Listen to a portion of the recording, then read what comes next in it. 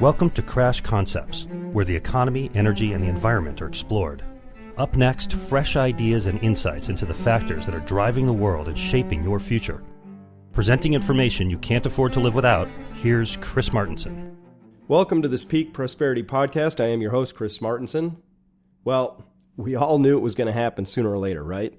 The debt pile was going to morph into a deflationary monster that was going to put the hurt on the global economy and financial system or systems.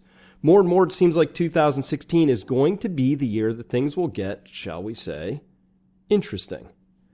But our predicaments extend well beyond some ill-conceived debt habits and include many other self-inflicted wounds, such as destroying our soils while feeding ourselves toxic food, miseducating our youths, and delivering poisoned water to Flint, Michigan. There are 1,000 self-inflicted wounds to discuss, unfortunately more every day. Well, what can a person do in light of all this? What should a person do? Is there anything a person can do? Fortunately, there are a few voices of reason out there helping to band together those of us inflicted with common sense and the ability to draw our own conclusions. Yes, there are things that can be done. And the first is to educate yourself to know what's going on. The second is to close the gap between what you know to be true and your daily actions. You need to increase your resilience along a variety of dimensions and not wait for things to get any worse before you decide to leap to action. To talk with us today, very special guest, a man who began his efforts to reach out, inform, and offer solutions around the same time I did. With us today is Jack Spirko, the host and owner of the Survival Podcast, the motto of which is helping you live a better life if times get tough or even if they don't. Welcome, Jack. Hey, Chris, nice to be on your show. Turn things around for a change instead of me interviewing you. I'm really happy to, of course, because you're a fascinating guy. I've always enjoyed our interviews. But let's introduce you to people. Tell us about your background. Well, great. I come from a sales and marketing background, really. That was the primary component of my, I guess you'd say, professional career.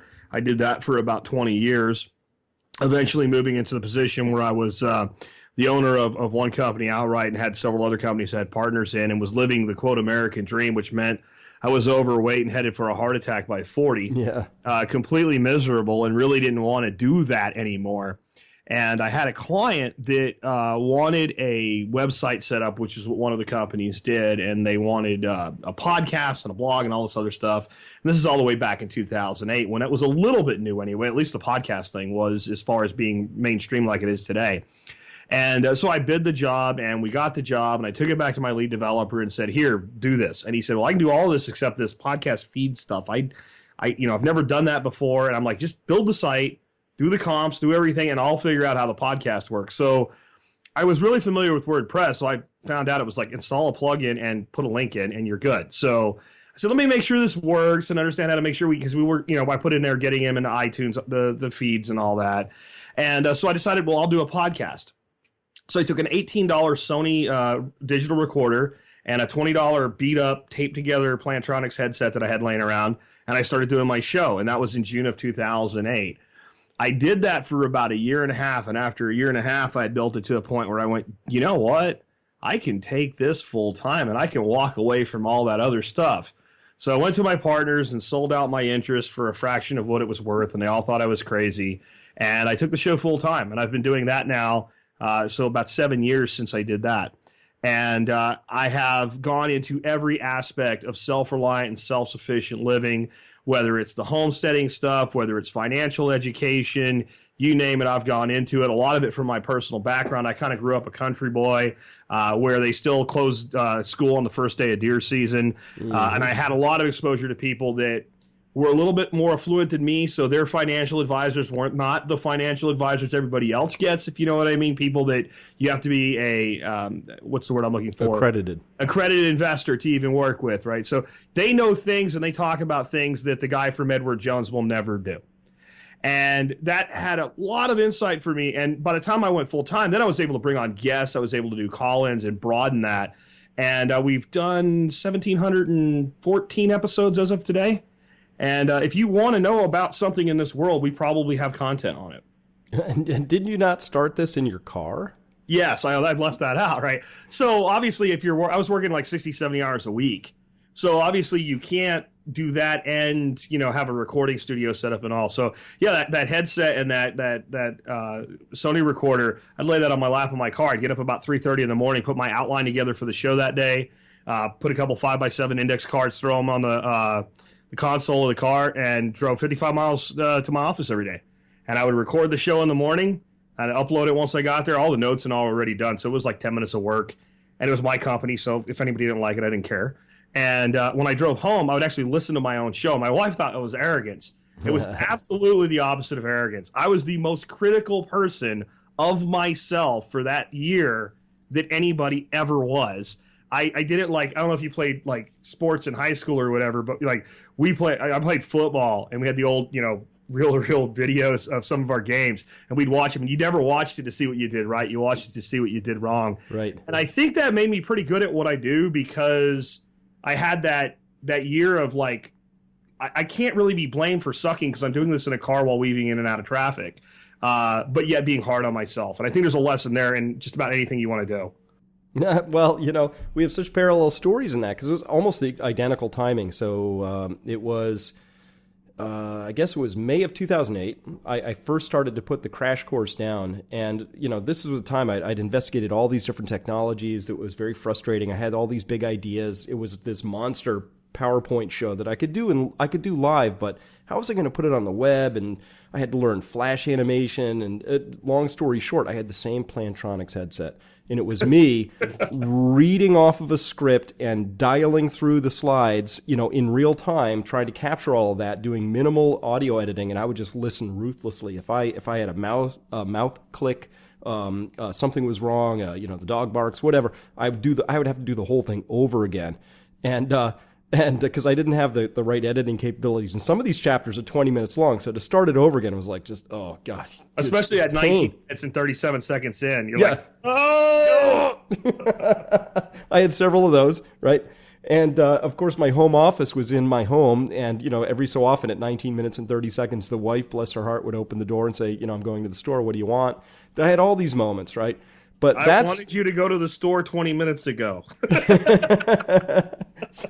so it's just part of life, but that was actually, I still look back on that and go, what was the inspiration? Where did that come from? So I'm wondering, where did your inspiration come from? Like what drove you to say, I got to do this? Well, the subject of the podcast was driven by the fact that, as I mentioned, I really knew that market correction, recession, depression, misery, whatever you want to call it, was coming. I don't mean I thought it was coming. I don't mean that I felt that it might come. I meant that I absolutely in my bones knew what was going to happen. And I had employees, and I'm telling my own employees with 401k plans that I helped them set up, please move your money to the cash value fund or the bond fund or something, because you're going to get punched in the face. And they had like this vapor lock in their head. Like, oh, the guy that was here, the financial guy, he said that, oh, okay, whatever, man. And I realized that there had to be, countless Americans that were in that same kind of static vapor lock. So I wanted to talk about the financial uncertainty, but I also had kind of come back to the world of being what people call a prepper, but what we always just called being smart when I grew up, right after 9/11. And we can get to that in a second, but it had nothing to do with fear over 9/11. It had to do with I was away from my family, and I couldn't get home, and my wife's crying, and my kid's scared, and I'm like, I got to change my life. And that got me off the road, so to say. But I had been in that world ever since, so I wanted to merge those two. And then I was like, can I really do a daily podcast on this? And then when I started to think of, well, how many things fit under this? Sure, we can talk about storing some extra food or growing some extra food, but we can talk about, buying silver, buying gold, when to, when not to, how to, and how not to. We can go into all of these things people get misled by, like, let's get a physical metal IRA. Yeah, great. Let's take the most private wealth on planet Earth and make it as public as possible and as subject to government regulation as possible. That's a great idea. And I just started like kind of peeling back those layers of the onions, and I'd realized that like this 20, 25 year history of my life that seemed so disjointed, because I'd gone from any job that took me up or gave me new experience, I took it. I was not I was not the good employee. I was great at what I did, but I was in it for me, and it seemed very selfish, and it was because, well, they were in it for them. And all of that vast experience from stuff in telecommunications and marketing, sales, being able to communicate well, had led me up to a point like, this makes sense. This is what I can do. The other thing was I had this little garden at the time. We had a conventional, the success house, which is surrounded by other success houses that you can reach out the window and touch. Mm-hmm. And I had my little garden in the back, and I would get home at the end of the night, and I would come in from work, and I would walk through the door, and I'd grab a beer out of the refrigerator, and I'd go out the back door, and my wife just wouldn't say a word. And I'd go out there and I'd water my garden. I'd become human again. And then I would come in and say, hey, honey, how you doing? We had a normal life after that. But I needed decompression just from 55-mile drive on the road, even listening to me talk.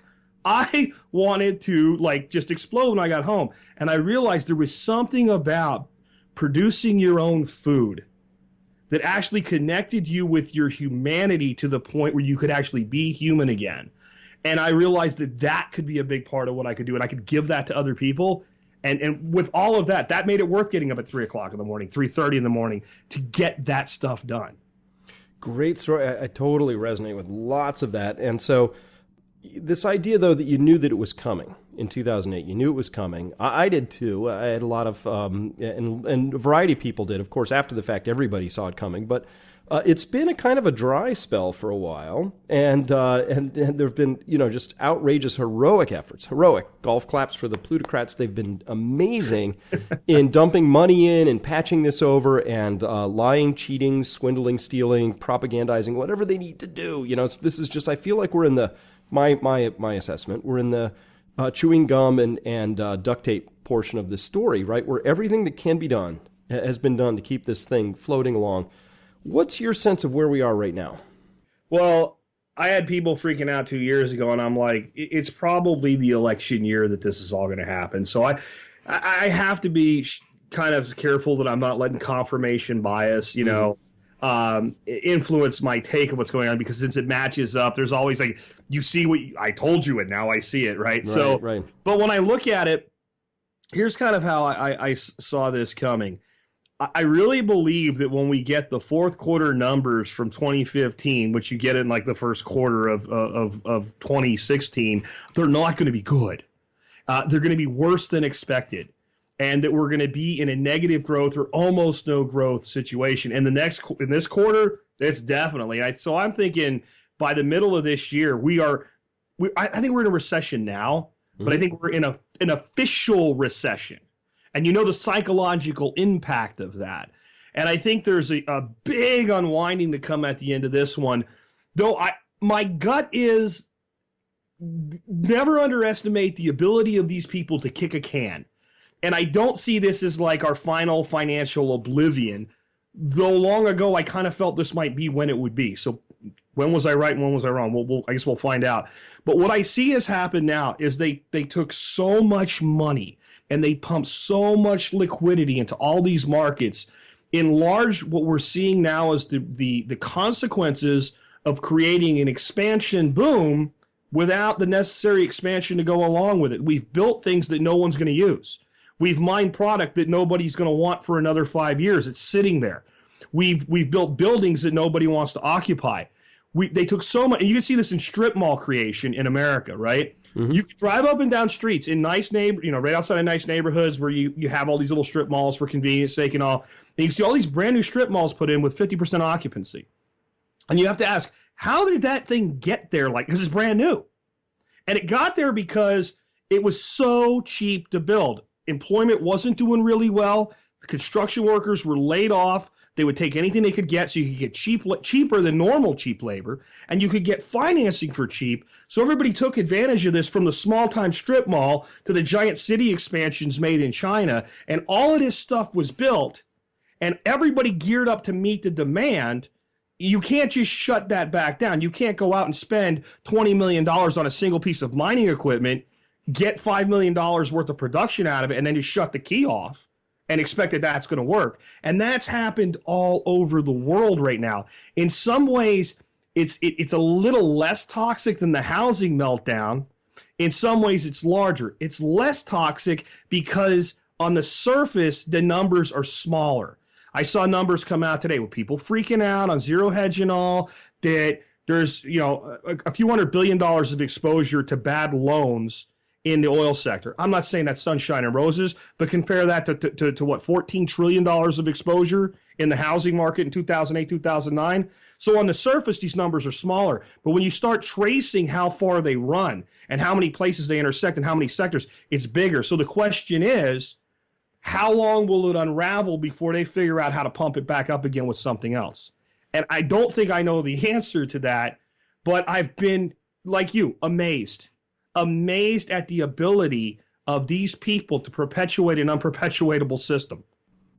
Or sustain the unsustainable, as I say. Yes. And yeah, so this is a faith-based system, and we need a lot of faith. But you've touched on an important point here for me, which is that one of the reasons I'm really keying on the oil sector, besides the fact that it's something I focus on a lot professionally, is that a wipeout in the oil sector is not the same as a wipeout in the housing sector. And the simple reason is, and I know I'm going to offend a few people when I say this, a house is not an asset.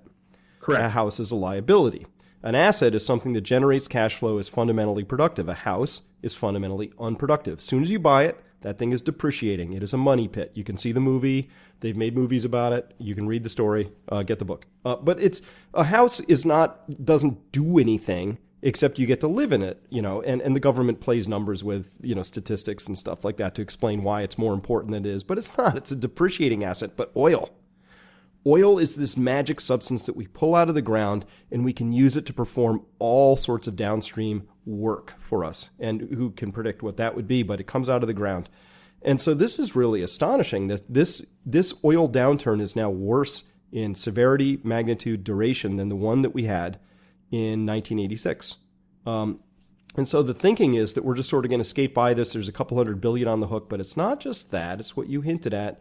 There's all sorts of associated value on the line here. It's not just the roustabout who is earning $48,000 a year, but the car that they're trying to pay off, and the house that they bought, and the waitresses that they support, and whatever else they're going. So to me, this downturn is colossal, just not even from the U.S. perspective, but from a global flow of liquidity perspective. The Sovereign Wealth Fund of Norway has been a net accumulator to the tune of hundreds of billions of dollars for 13 years running. And this year, that goes into reverse. Saudi Arabia slips into reverse. Venezuela, nightmare. So it's actually a pretty big story. But what I'm reading in the media, Jack, pretty regularly is, don't worry about it. It's kind of small.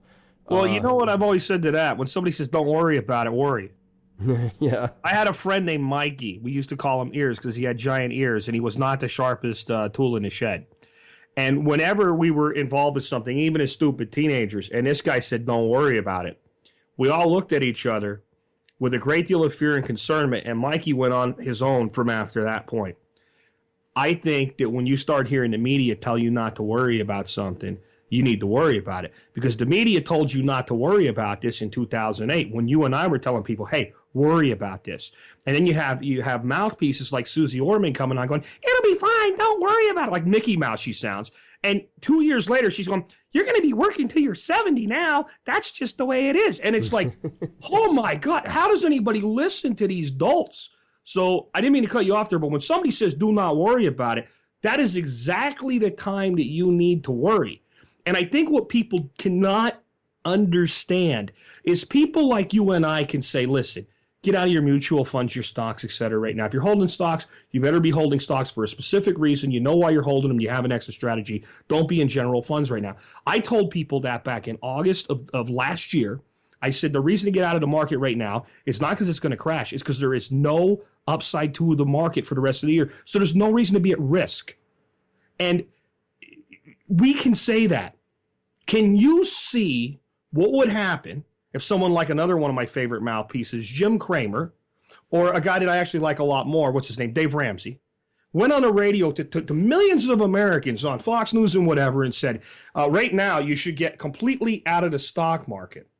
What you tell me what the result of that would be?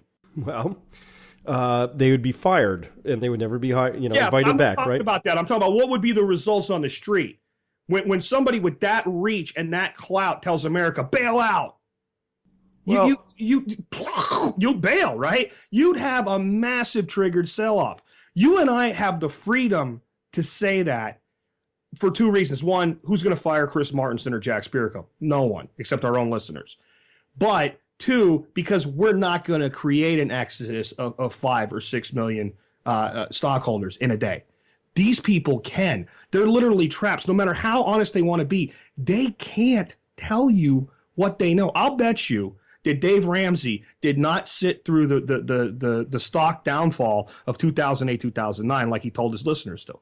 You know, you've touched on it. For me, what for me is an important point, and this is personal. So I was at this wealth conference recently, and I had an opportunity to speak. There were hundreds of billions of dollars under management. There were pension fund managers there. There were hedge fund dudes and dudettes, all this, right? It's like big place.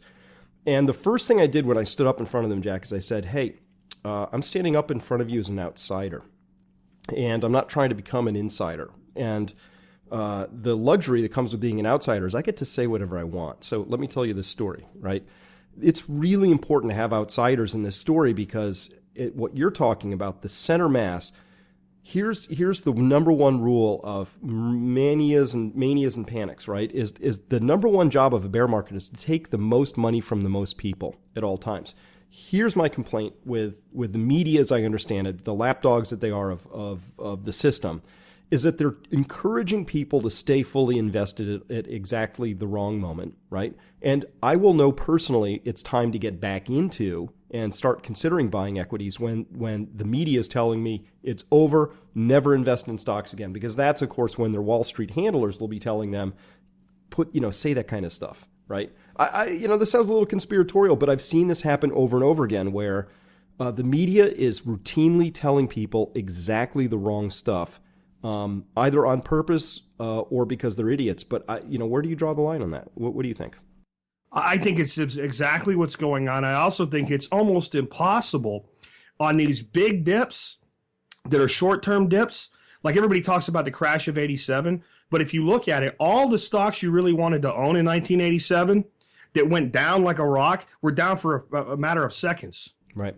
And that was before high-frequency trading and all this skimming and stuff that's going on now. And I remember being a kid in high school and my old man explaining this to me and not getting it. And then I just watched it happen again.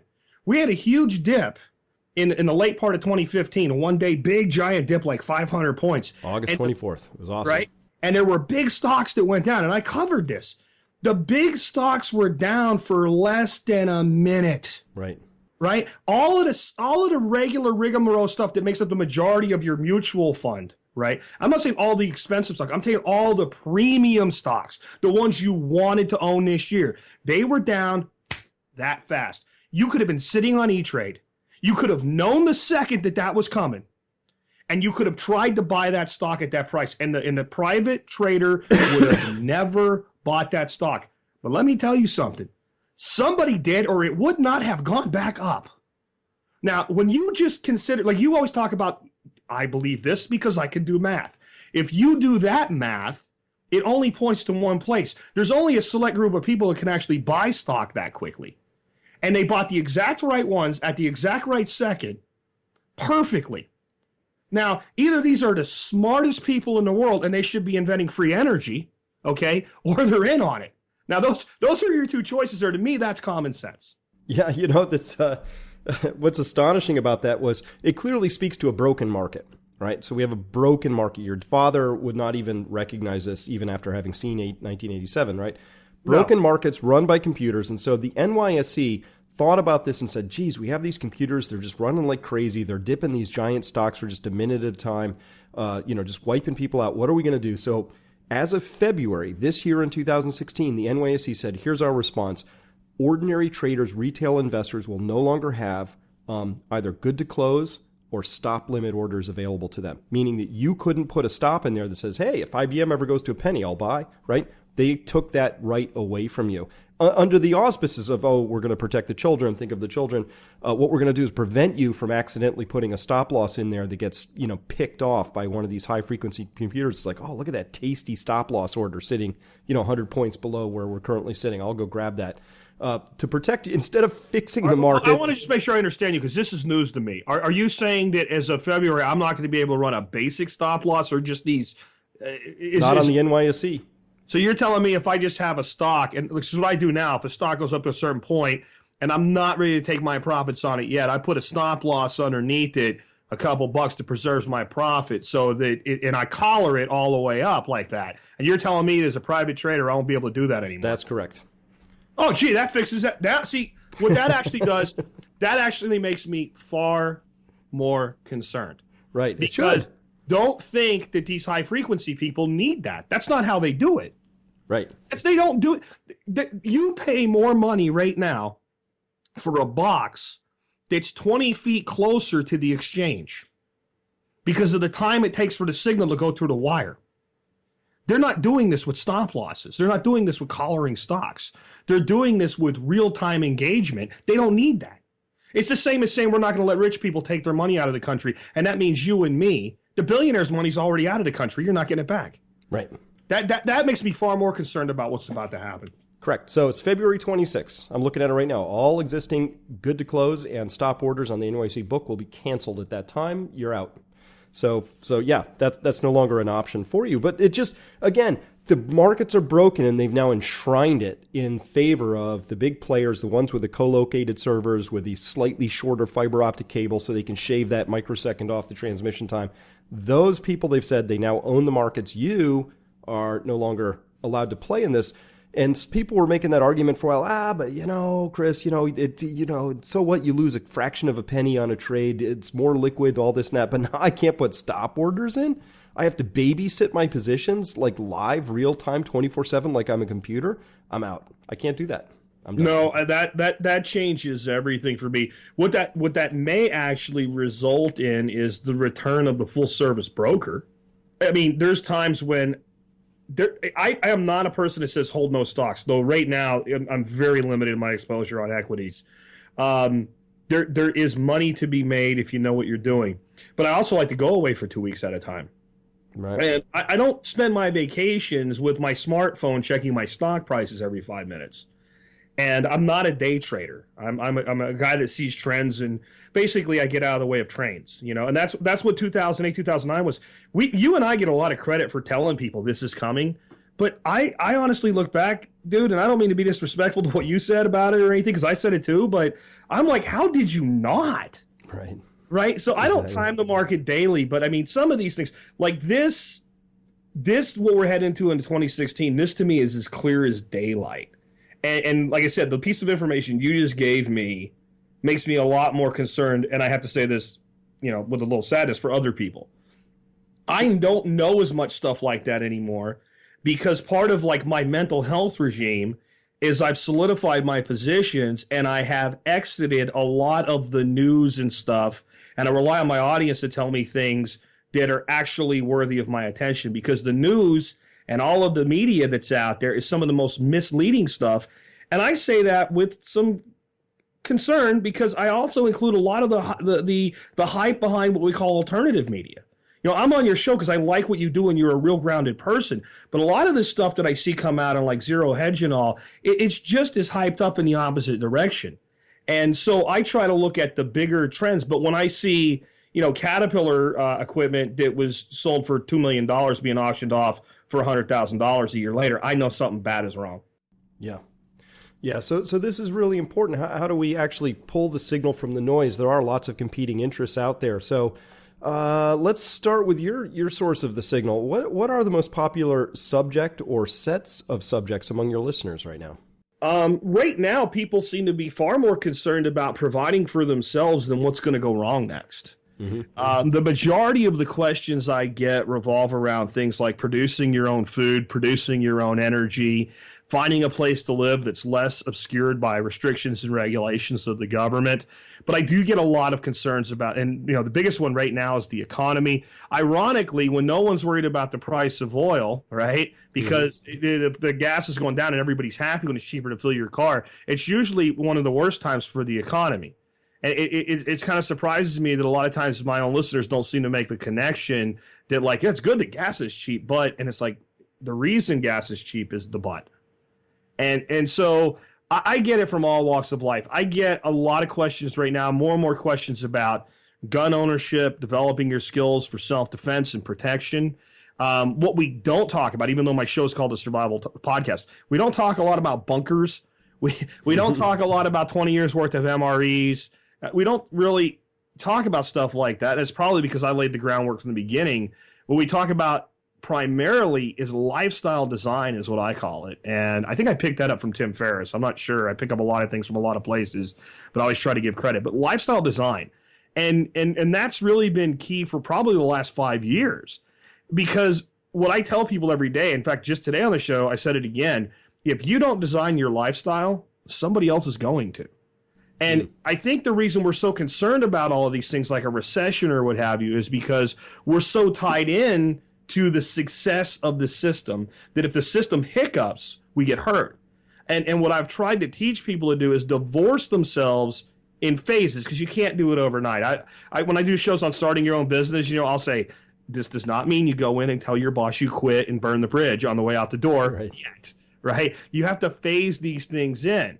So while it's run the gamut right now, it's this stuff with the economy. My email's blowing up today with concerns over the bank's exposure to the oil industry. It kind of runs the same flow, which is nice because that means I don't have to pay attention. Like, I have this incredible research staff, you probably do too, and all this stuff just shows up and I kind of filter through it. So I guess I have a cheat that way. Yeah, well, it's to me, it's just a process of I never trust any one source anymore, and everything has to be multi-sourced, and I'm pretty sure that I have no real clue what's going on, and I'm equally positive that if it comes out of the State Department or the New York Times or the Washington Post, I have to double, triple, extra discount it.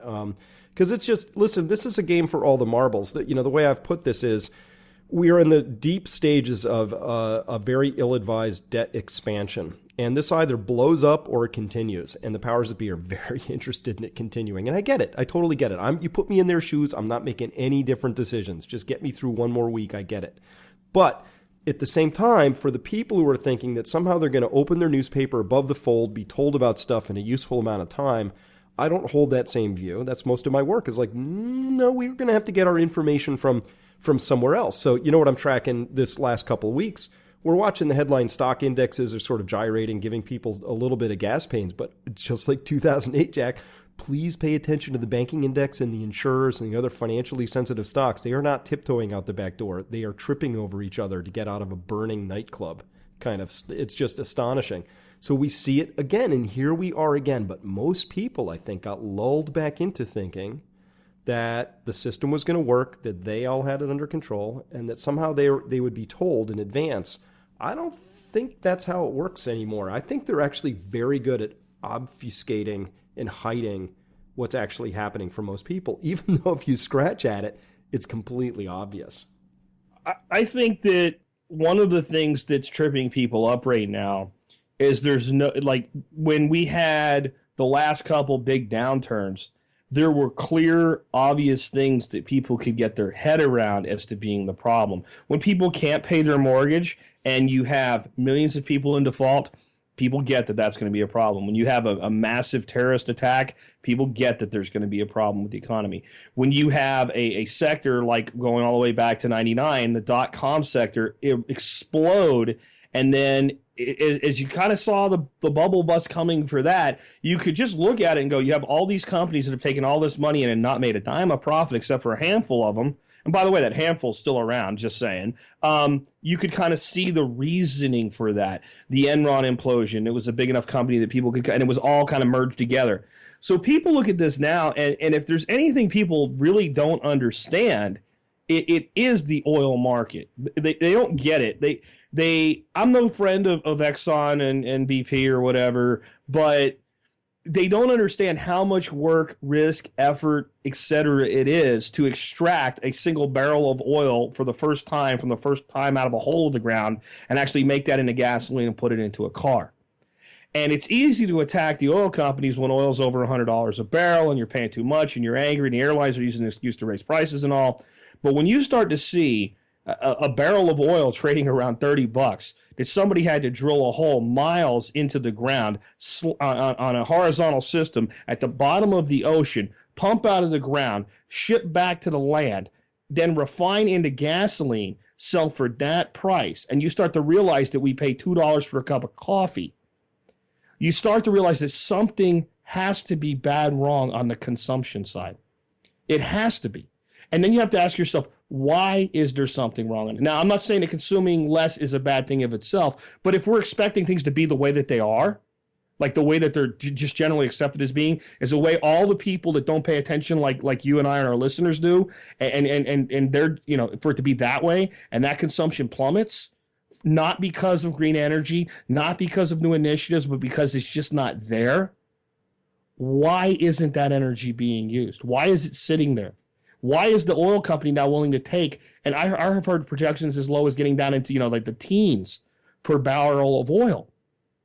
Why are we willing to do that? Why are they willing to do that? Because they got to get something for it, and that's all that they can get. And what I don't think people understand about energy is a 1% to 2% shortage can create a skyrocket in price, but a 1% to 2% surplus can create a plummeting price. And the oil companies can't just produce less. They're in this catch-22. And this runs really deep if you start thinking about it that way. And you're talking about the insurers and all trying to run out of the door and leave the check on the table for you and me. And then you couple that with, circumventing the casual trader's option to determine when they can exit. And it seems like a recipe for real pain. But and see, this is where I'm sure you struggle with this too, Chris. I don't know how to explain this to people. Whenever I say this is not the final crash of the market, we are not going down into oblivion to the end of the world.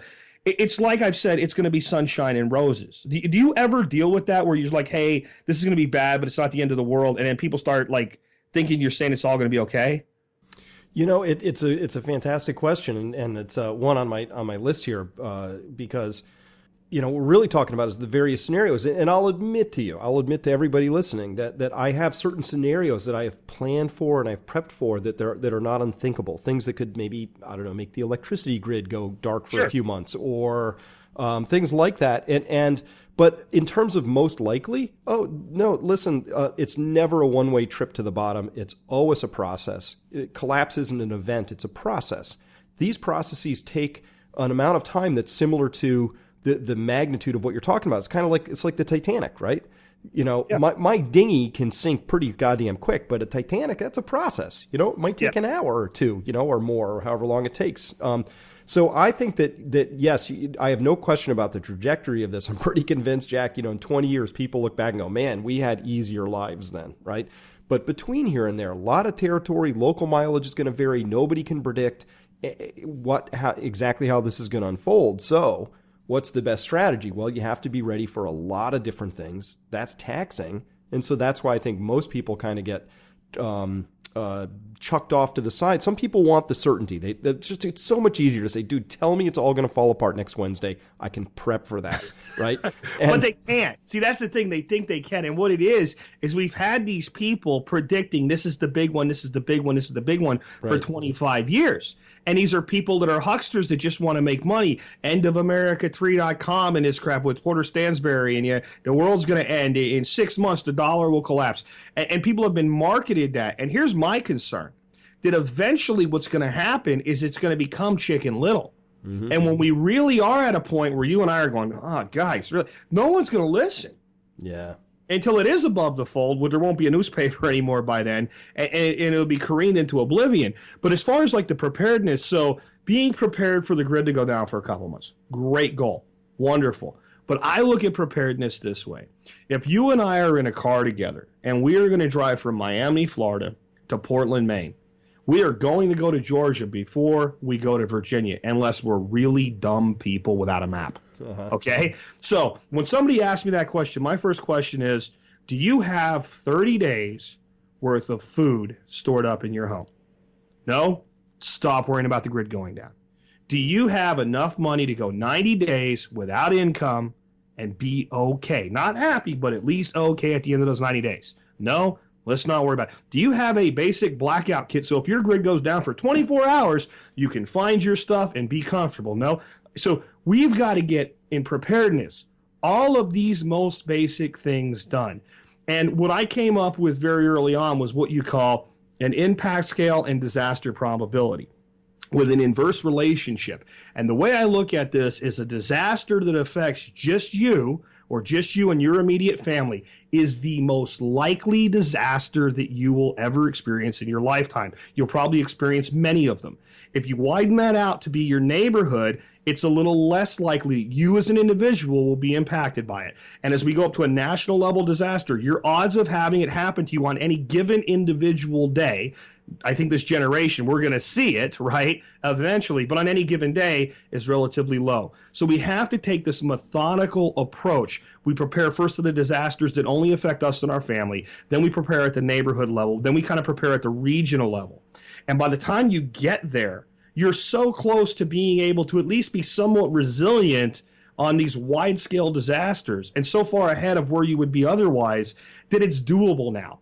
However, if you start out with no preparedness and you start pumping money into solar panels and backup batteries and stuff to the tunes of thousands and thousands of dollars, and you can't handle being laid off for a month, then you're going to, sooner or later, you're going to end up hurt and you're going to never get where you're going to go. These are the people that get in the car and figure out how to get to, to end up going from Virginia back to Georgia before they get to Maine. And sooner or later, you're going to get lost because clearly you have no map. So with preparedness, we have to start out with this methodical, let's prepare to be without services for a day. Now let's get prepared for a week. Now let's get prepared for a month. And it's actually so easy to do that way. And then if you add in common sense lifestyle, I know you garden and you plant fruit trees and stuff like that. And you talked about a home being a liability. The home is always going to be a liability to a degree because they tax it, etc. But if you take home with a certain size piece of land and you start to turn that land into a producer, you create an asset within that liability, if that makes sense. And these are the steps you have to take to get where you're going prepared wise, because most people don't have the time, the budget, or the resources to get prepared for the apocalypse by Wednesday. Mm-hmm. They might feel like they do because, well, if it's all over, and this is the other thing. People think that like when this collapse comes, that it'll be easier in some ways. I think some people actually have these fantasies, romantic fantasies about collapse. Well, I'll just have my gun and I'll be able to defend what's mine and no one will be able to take it from me. I won't worry about paying my debts off because everything's going to be broke anyway and they can't repossess it. That's not how collapses work, man. Look at Argentina, right? Mm-hmm. The government gets stronger. The government gets bigger. The powers that be want more and they'll take it too.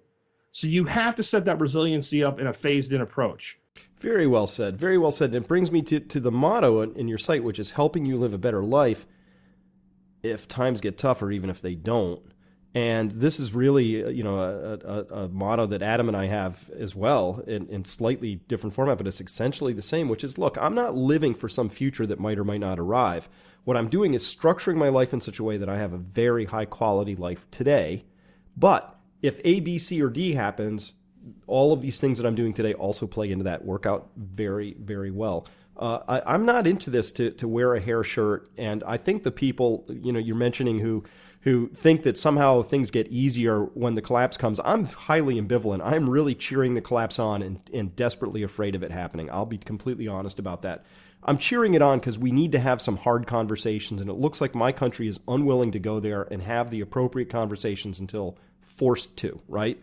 But so I want to have those conversations. We have to have them. But at the same time, I'm really not looking forward to this coming because I know it's going to be really hard for a lot of people, myself included, no matter how well I prepared.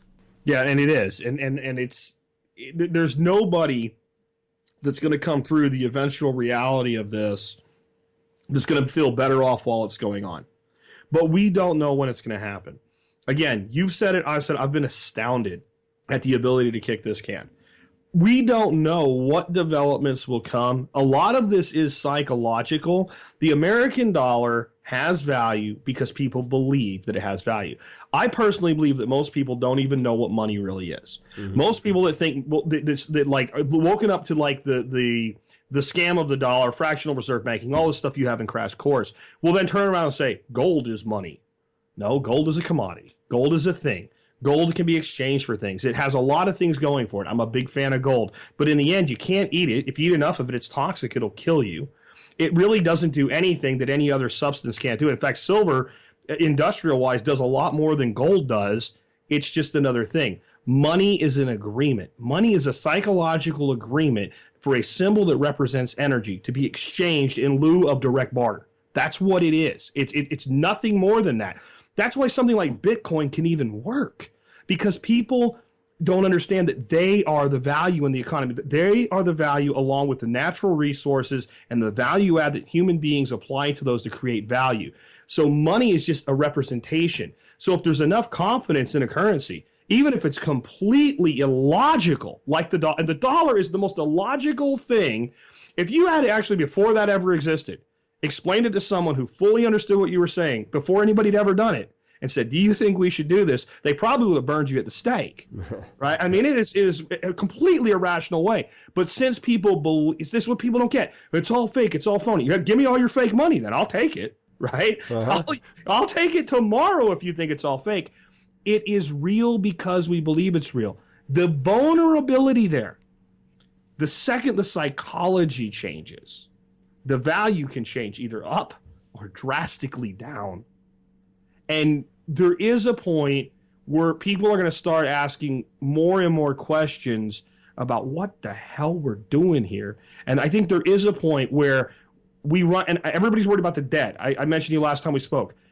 Unfunded liabilities. I think there's a point where people are going to look at that and realize how hopeless this is. And as confidence begins to degrade in a currency, to me, that's when you're going to get the biggest part of this crisis. And I think it might actually precede a fall off in energy production or many of the other things that you pointed out. That sooner or later, people are going to realize it just doesn't work. And in some ways, that could be the better crisis, because it would give us time to act, because we can fix that.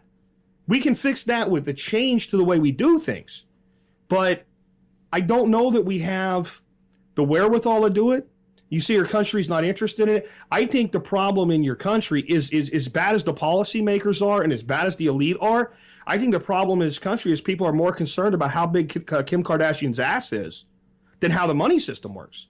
Yeah. This country has been lulled to sleep. We have kids going around in college today filling out what I call butthurt reports on microaggressions, right? Because they don't feel safe because somebody said something they found off color, right? A society that starts to think this way cannot have the will to fix these problems. And it doesn't mean there's not millions of us that do, but for right now, I fear that we're outnumbered. And I think the percentage of people in each age group is going down. I think a lot of people look to the young guys, the millennials, et cetera, and think these are the ones that are really concerned with saving the world and saving the whales and everything else. And yeah, they buy into a lot of things about, we need solar and wind and everything, but they have no comprehension whatsoever about what that means or how hard it really is. I was at a workshop recently where a guy cut down a single tree. It was a kind of a junk tree, and we were using it for firewood after it was cut down, but it was to teach people how to use a chainsaw. And these young kids, very, very honorable young people in their early 20s, far more concerned than I was at 20. I was concerned with chasing girls at 20 and drinking beer. Just to be honest here. These kids care. But they were asking questions. So that's like what? Like a quarter of a cord? No, that's kindling. That's one tall junk, red pine. That's kindling. It's nothing. Like the concept that what it actually is, because all these kids were talking about is how you could heat a whole house with a few cords of wood with a rocket stove. They don't even know what a cord is. They don't know what a cord. They have no idea what is the embodied energy in 4 by 2 by 8, right, of solid wood. What is the embodiment of energy there? How long does it take to produce that? Right? How sustainable is that really, unless you're doing things like coppicing and you're growing, firewood crops that way, which is a very old technology that can be done, but nowhere near the level. I think we're going to put solar panels on the house. Yeah, a guy wrote into me, you're going to put solar panels on the house. It was going to take him 37 years financially to pay back those panels. And it wasn't like an off-grid system with battery backup. It's a grid-tied system. It doesn't even run the power if the grid goes down. Mm-hmm. And so these things, we have a population so uneducated to it's not that we can't adapt to these technologies, but you're not going to adapt to these technologies, walk into your living room, turn the thermostat down to 68 degrees in the middle of the summer, and just have it hum.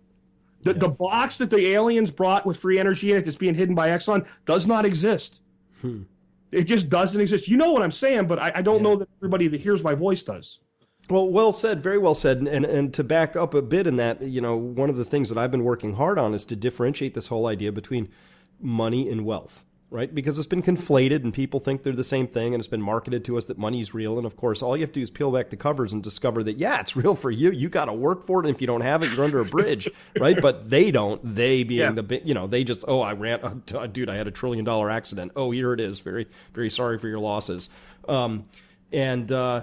But money is not wealth, right?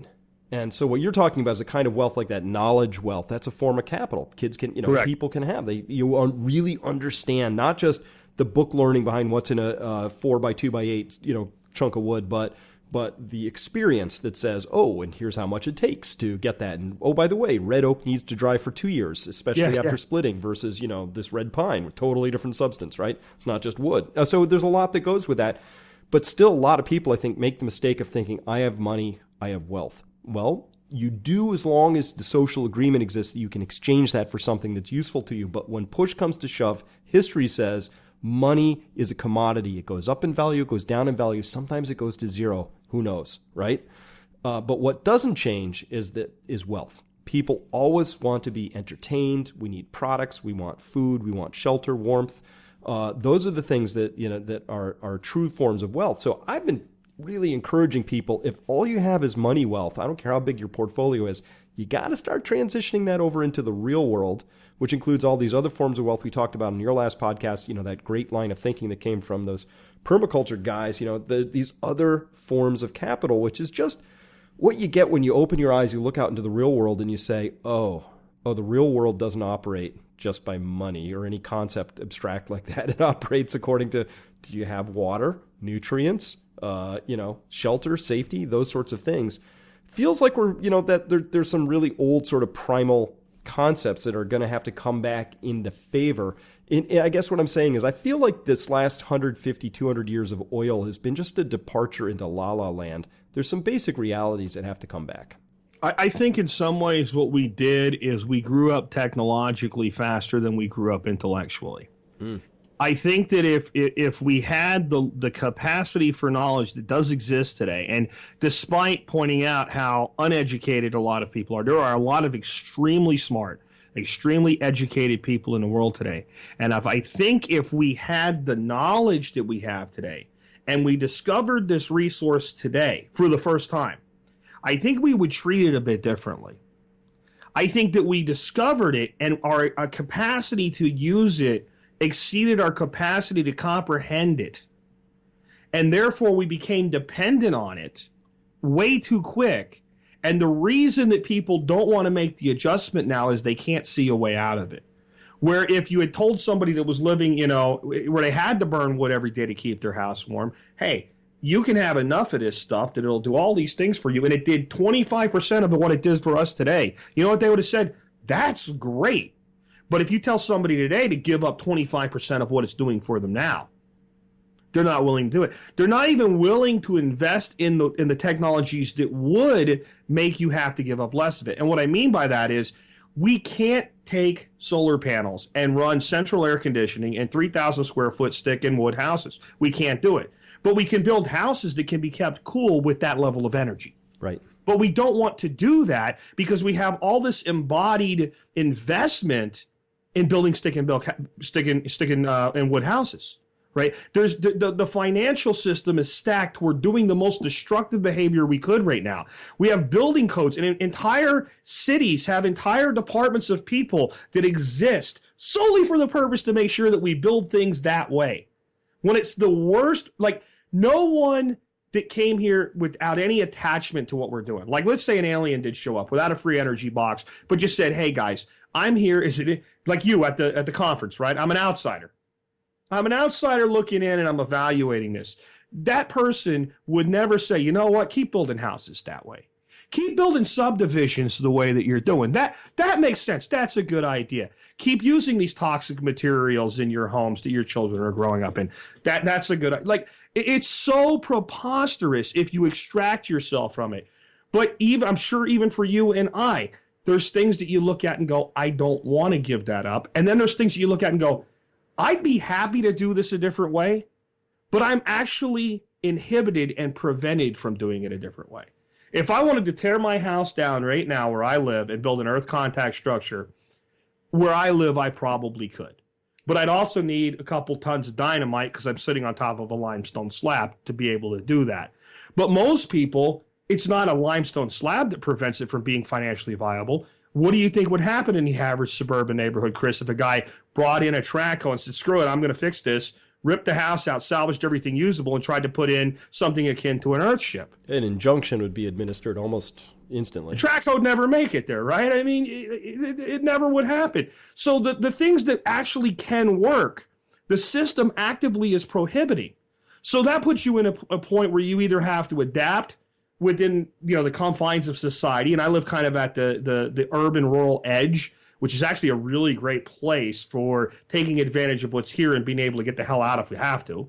And that works for now. But if you really want to live and use the appropriate technology for adaptation, you have to go out in the sticks, and they're making that difficult now. So you can see why people are like, I get it, but it's not feasible for me to do.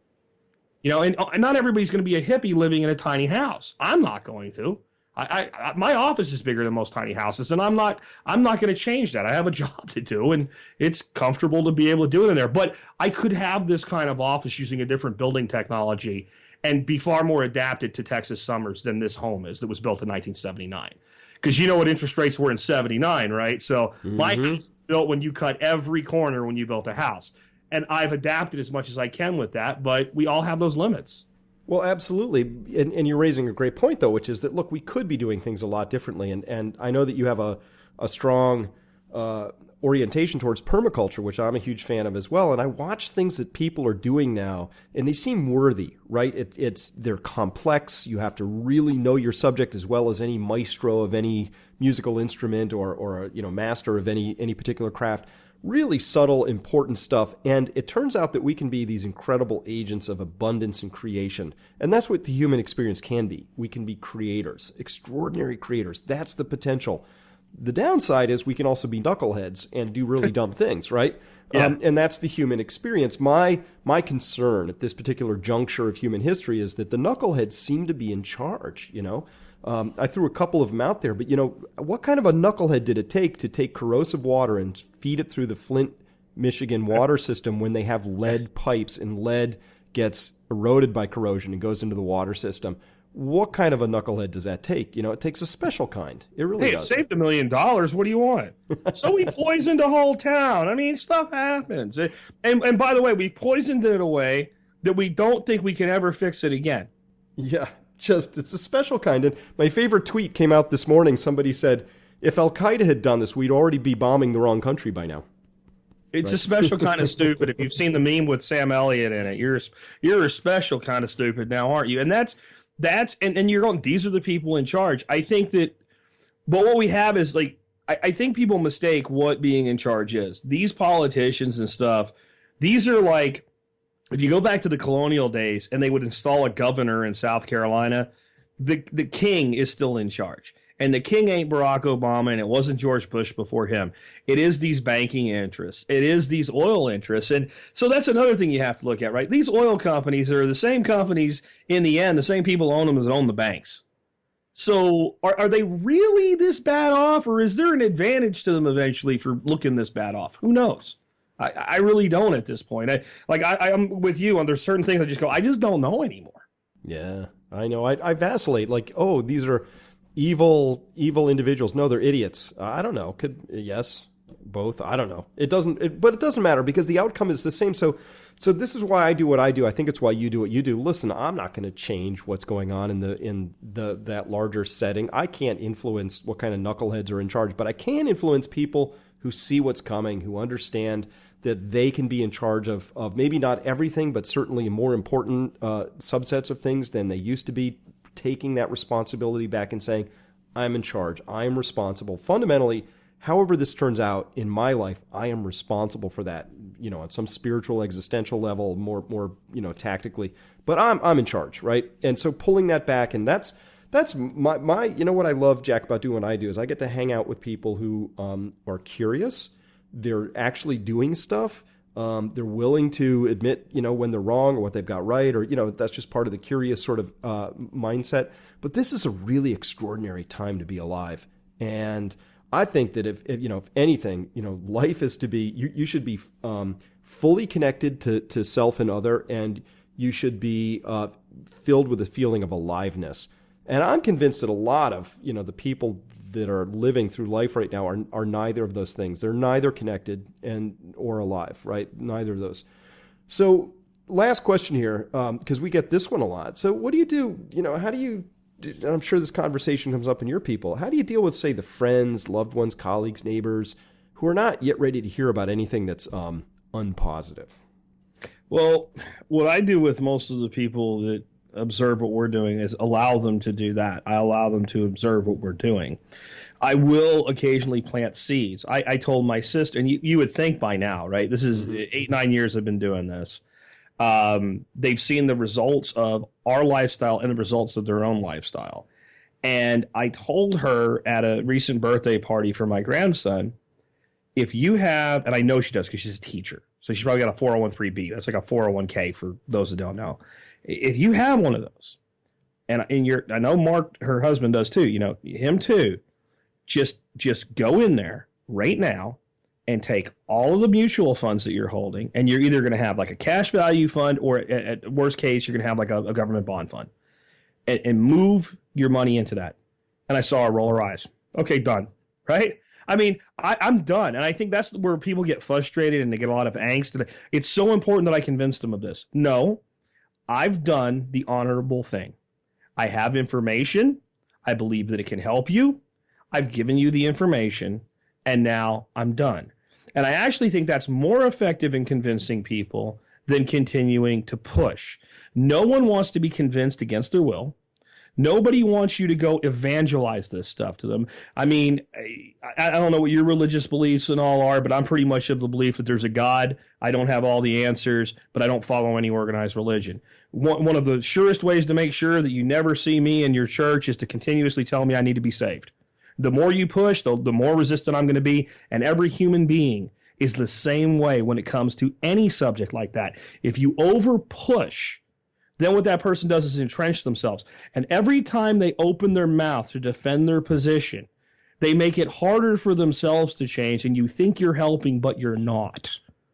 So what I try to do is simply live the best life that we can. We have our little 3-acre place. We have our ducks. We have our quail. We have our dogs. We have no debt. We live a wonderful lifestyle.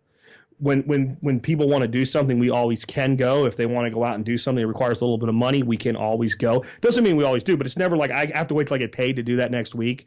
We don't flaunt it, but we don't hide our success either. And I think that actually attracts more people than just telling them how wrong they are. Because I think what happens is a lot of people go out and do that before they correct their own shit. And then basically the person, their house is on fire, and they're telling their neighbor to put in fire extinguishers, right? And the neighbor's looking at the person going, I'm not going to take advice from you on this. And this goes back to, my father was a pretty smart man. He's a Pennsylvania bootleg coal miner, all right? That's about his blue collar. That's like, he didn't have a collar, right? He said blue collar, didn't have a collar, had a hard hat. But he told me a couple of things that I'll always remember. And one was, never take advice from somebody on something unless they're more successful than you are at doing it. So I had an uncle named Stephen, my great uncle Stephen. He said, your Uncle Stephen understands money. If your Uncle Stephen tells you something about money, he is a multi-millionaire, and he did it as a blue-collar factory worker. If he tells you something about money, you can probably take it to your bank. Your Uncle Stephen would be far more of a multimillionaire if he hadn't been married 5 times. So don't take your Uncle Stephen's advice about women. He doesn't know what he's talking about. And I've tried to live that ethos in my life. So when somebody starts telling me how to do a better podcast, if they have a podcast and they're doing really well with it, I'm interested. If they've never done a podcast in their life, I'll take simple suggestions like, can't hear you at the end because the music's too loud. Okay, yeah. But if you start trying to rewrite my entire programming I've been doing for 8 years, it's not that I don't value you as a person, but you're not qualified to advise me on that. And I think the reason that a lot of people get frustrated trying to switch on their friends and family to this line of thinking is they haven't traveled enough down the path themselves yet to be taken seriously by the person they're talking to. Like, listening to me or listening to you in itself is not a qualification to lecture somebody on a preparedness and resilient lifestyle. You know, what have you done? And I think that what happens is, so some of my most resistant people, when they come over to the house, I built this system in the toolbox of my truck. So I have a great big truck with a big toolbox in the back of it, and in there sit 2 GC2 batteries with a couple inverters. And I don't drive that truck much anymore because I don't have to go anywhere, but it drives enough to keep it charged up. So everywhere I go, every time I use that residual energy that otherwise is just spinning an alternator that's going to spin anyway is dumping it into those batteries. And when the power went off here a couple weeks ago, instead of dragging the generator out and everything, I backed the truck up to the door, plugged into it, and ran the basics that we needed to, because there was some really bad storms going on. The tornadoes that hit Dallas the day after Christmas is what I'm talking about. Oh, yeah. So we were able to run the TV and make sure we stayed weather aware using that. Now, when my friends and family come over and I show them that, they think that's cool. They like that. Or when they come over and I show them, like, this is a peach tree we planted 3 years ago. There's 5 buckets of peaches that came off it this year. Here's a a bucket to take home. They think that's cool. So if you focus more on your results than what they should be doing, then, see, I think this is part of the salesman in me, right? If I want to get you to buy from me, the second you start asking me questions about how to buy, you're going to sign the contract, right?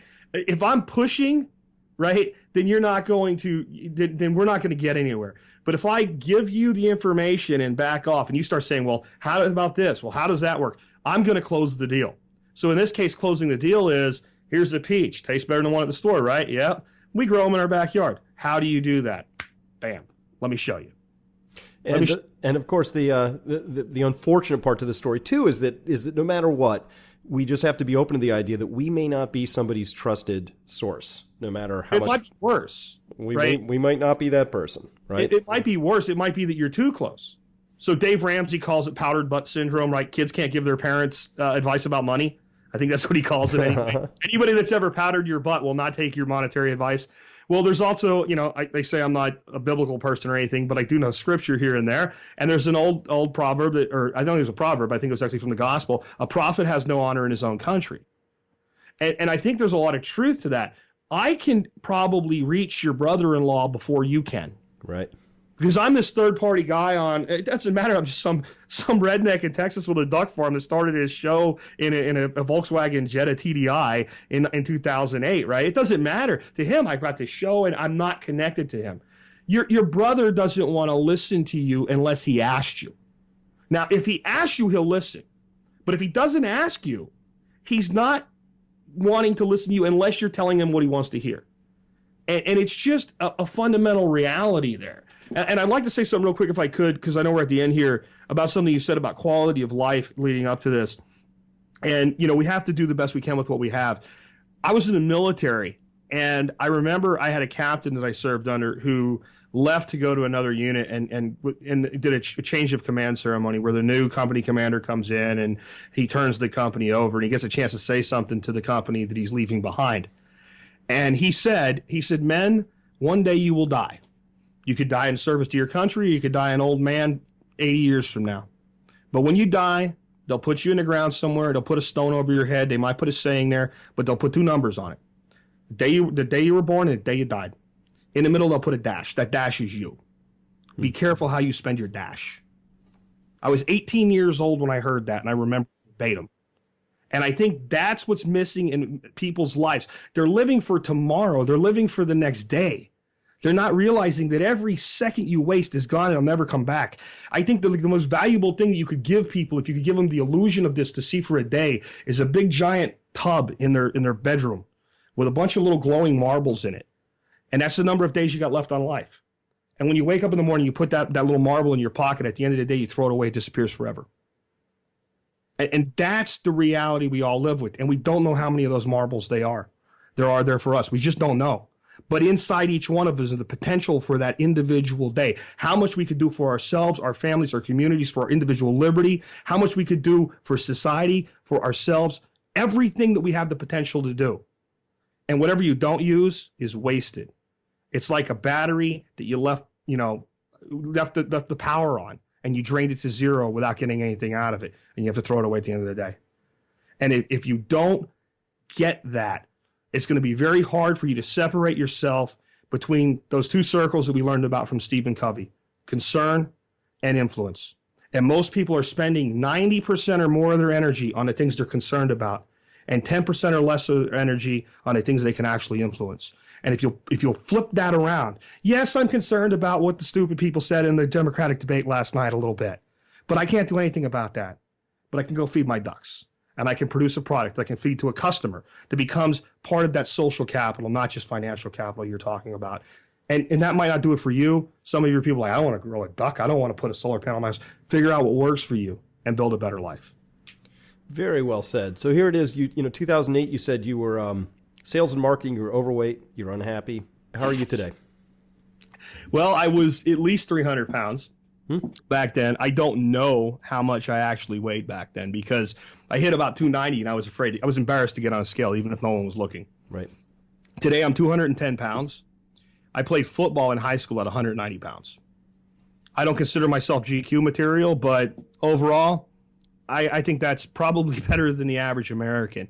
My diet primarily is what you would call paleo or primal. I eat a lot of vegetables, very little starches, and a lot of meat, eggs. Everything that I eat is either, I wouldn't say everything, the majority of what I eat, I either produce on my own little farm or I buy locally. Kind of my scale is if I can produce it, I produce it. If I can't produce, I buy it locally. If I can't get it locally, I buy it organic. And if I still can't get it and I need it, then I'll go ahead and buy it, mass product market.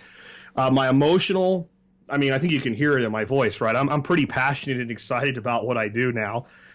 My wife and I just celebrated our 19th anniversary. I've got a son who just recently was married. I actually got my credentials of ministry online because anybody can do that. And I was actually the minister for my son's wedding. I've got a grandson, and I've got we think by the sonogram, I've got a granddaughter on the way. I'm in my 40s. I've got a lot of life in front of me. I'm excited. I'm happy. My show reaches on average 150,000 people a day at this point. And again, it started out in a car. I do not have everything that I want, but I think I have everything that I could ever possibly need in my life. And I think that is all about living what I speak. I think there's a lot of people out there in kind of that motivational speaking world. And I feel like if I had gone into that, put a suit on and made the circuit, I could have made a lot of money doing it. But I think it would be miserable because I think most of those guys are doing that because they know they can make money doing it. I think when you live this way, that the fundamental reality is you find your own truth and you find your own version of liberty. My show's subject today was finding what freedom is for you. And I think what people really don't understand is most people say they want freedom, but they don't want freedom because if you want to be able to do what you want, but you want to say that somebody across the street can't do what they want at a point where they're doing anything that is not infringing on your rights or liberty or freedom and not taking any aggression against you, you just don't like it, then you don't actually want freedom. Freedom's kind of messy. Freedom's kind of ugly. But what happens is you start to realize like all those things you want to prohibit people from doing, they're going to do them anyway, legally or illegally. If they do them illegally without a victim, all we do is create growth in our prison system, a burden for our future, and a whole bunch of people with destroyed lives. And we're doing it through a proxy because it feels comfortable to do it that way. And when you let go of that, and then you can only, once you do that, Chris, the only thing you can focus on is, well, gee, what am I going to get done today? And, we've come up, I have a new group on Facebook called Regenerative Agriculture. All little producers like me all over the country sharing what works and how to produce things. And our big, kind of push statement is #get shit done. Mm-hmm. And I think if you are getting shit done every day, positive things for the world, positive things for yourself, you're going to be more healthy spiritually, emotionally, physically. I'll put it to you another way, too. I'm a guy that was 300 pounds in 2008. I haven't been to the doctor in 10 years. I live an amazing life today because I live the way we're talking about. And I believe that anybody can do it. It's just up to you if you really want to. And that's one of the things that makes you and Adam and I very, very similar is you got to walk the talk. But I don't walk the talk as a marketing strategy. I do it because it's a matter of integrity. I can't I don't know how to be any other way, right? Well, you can't, because let's say if you have handlers and you're on the radio and you have this isolated life, you can live a false image online and on the air. The way you're doing things, the way I'm doing things, you can't do it for as many years as we've been doing it, because you're going to get burned. I mean, people, I have workshops where 50 people come to my house and stay here for a week, right? I can't be bullshitting and get away with that in this way that we live. And I know you live very publicly as well about what you're doing and what your projects are and things like that. And there's an authenticity there that you can't break, but there's also a fundamental reality that you can't live that way in the public eye. What we do is actually, I think you admit, on some levels it's difficult, because a lot of times you're doing a project you want to document, you could have been done, you're still setting up the ways to document it, right? Mm-hmm, right. Or you do something and you make one small error that doesn't really matter, and 400 people show up in 15 seconds to tell you what you've done wrong. But I'm like you, I couldn't live any other way. There's too much joy in it. Absolutely. Well said. And so we are at the end of our time. What a fantastic conversation. I knew this was going to be fantastic. Thank you, Jack. And it's just, I can't wait till we meet in person someday. It will happen.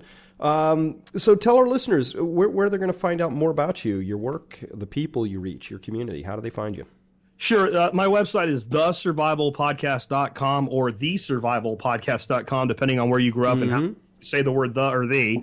The shortcut to it, I have a little short URL domain. It's really nice on phones, tspc.co. tspc.co will lead you there. That will lead you to my my site with all my podcasts on it. Occasionally I do a blog entry and all, but most entries are podcasts. From there, you can link off to my Facebook page, my Twitter account, all that stuff. We have a forum that's been running almost since the beginning of the show. About 6 months in, I had a group of people from the audience say, "You will give us a forum." I'm like, "I don't have time." They're like, "We'll run it." So I set up a forum. It's one of the best and well-run forums online today, and I don't really do it. They run it just like they promised to that many years ago. It is an incredibly great group of people. We also have a Zello channel. I'm not sure if you're familiar with Zello, Chris, but Zello is like you turn your smartphone into like a little ham radio almost, except you're not using the ham bands. It's using the internet. And we have a Zello channel where people get together and talk to each other. It is I think it's the largest channel on Zello. It's big enough that the Zello board of directors had a conference call with our Zello users to ask how to make it better. Nice. The knowledge that's being shared on there. And I mentioned the new regenerative agriculture group. That is there as well. So your folks specific, I mean, this is open to anything from homesteaders to broadacre people doing cattle, as long as it's being done in a common sense regenerative way. But those especially that are interested in making at least some level of an income off of producing food in an environmentally friendly way, I think you'd really enjoy this. We've grown, I started that group 90 days ago, and it's almost 8,000 people. So we have a lot going on over there. Please come join us. As I mentioned, I think it was 1714 or 1715 today that we did. So there's over 1,700 episodes of the Survival Podcast. There's a search box. There's a tag cloud. If you want to know about something, we've probably covered it. I will tell your listeners this. If I have not pissed you off today, if you listen to my show long enough, I will. I will say something you don't like, something you don't agree with. I will upset you. Politically, I'm an anarchist, and if you listen to the whole thing, and some people do that, you can hear me turn from libertarian to anarchist over 8 years. For those that are freaked out, anarchy is not what you think it is, and that's why it took me so long to change my philosophy, because it's not really a political state, it's a philosophy. So I will upset you. I will say things you don't like, but it's always done with an intent of challenging people to think for themselves. And what I'll finish with is I put together this modern survival philosophy, these 12 tenets that guided my show since day one. And number 10, I think I should move to 12 because it's the most important. What you do matters.